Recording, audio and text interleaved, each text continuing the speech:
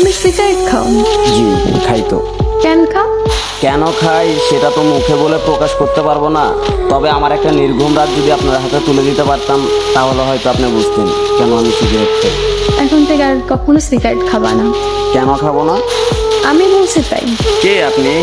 আর আমি আপনার কথাই বা কেন শুনবো? জানি না, আমি বলছি তাই শুনতে হবে।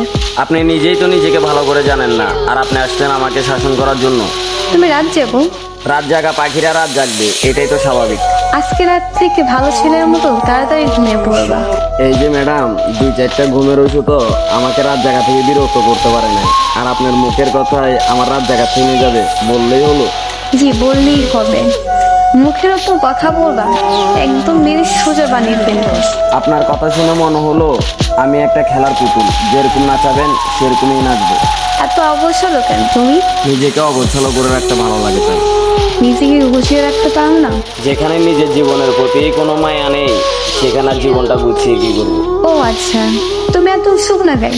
খাওয়া দাওয়া ঠিক মতো করো না? পরিবারের জন্য মাথা ভর্তি টেনশন, প্রিয় মানুষের দেওয়া আঘাত। সকালের খানাটা ঘুমে ঘুমেই চলে যায়, দুপুরের খানাটা বিকাল 5টায়, রাতের খানাটা রাত 3টায়।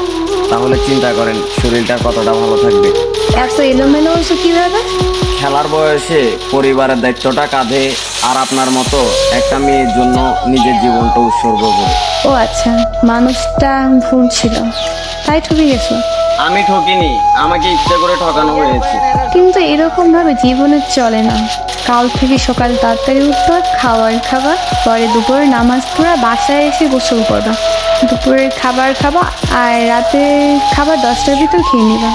12টা অবধি আমার সাথে কথা বলবা, তারপর 1 মিনিটও জেগে থাকবা না, বুঝতে পারছো?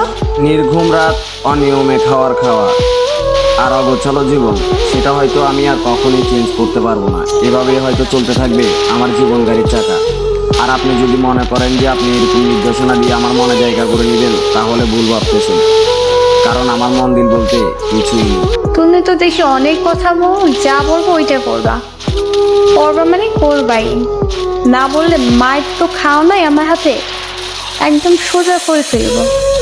কাল থেকে আমার রুটিন শুরু তোমার লাইফে, মনে থাকো যেন। রুটিন শুরু করতে গিয়ে ব্লক লিস্টে পড়ে যান কিনা সেটা তো সঠিকভাবে বলতে পারতেছি না, কিন্তু ব্লক লিস্টে পড়ে গেলে সেটার জন্য আমি দায়ী নই। কিন্তু কোনো কিন্তু না, এখন বাইরে যা বলছে